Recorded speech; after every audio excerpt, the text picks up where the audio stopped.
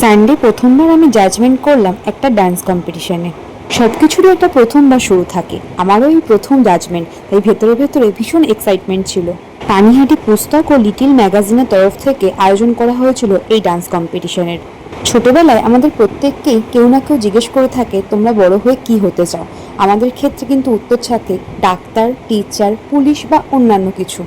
আমার ক্ষেত্রে কিন্তু ছোটবেলা থেকেই মনের মধ্যে নৃত্যশিল্পী বা নৃত্য শিক্ষক হওয়ার একটা বড় আশা ছিল।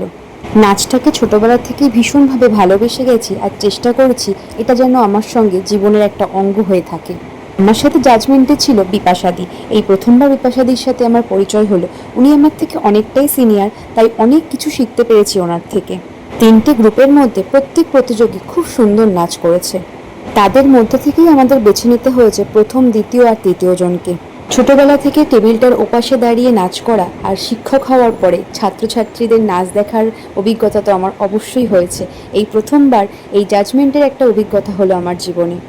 তাই তোমাদের সকলকে বলছি, নাচ, গান, আঁকা, আবৃত্তি, যে যেটাকে ভালোবাসো, যেটাকে নিয়ে স্বপ্ন দেখো, সেই স্বপ্নটাকে তোমরা পূরণ করার চেষ্টা করো। অবশ্যই পূরণ হবে যদি তোমাদের মনে জেদ আর ভালোবাসা থাকে।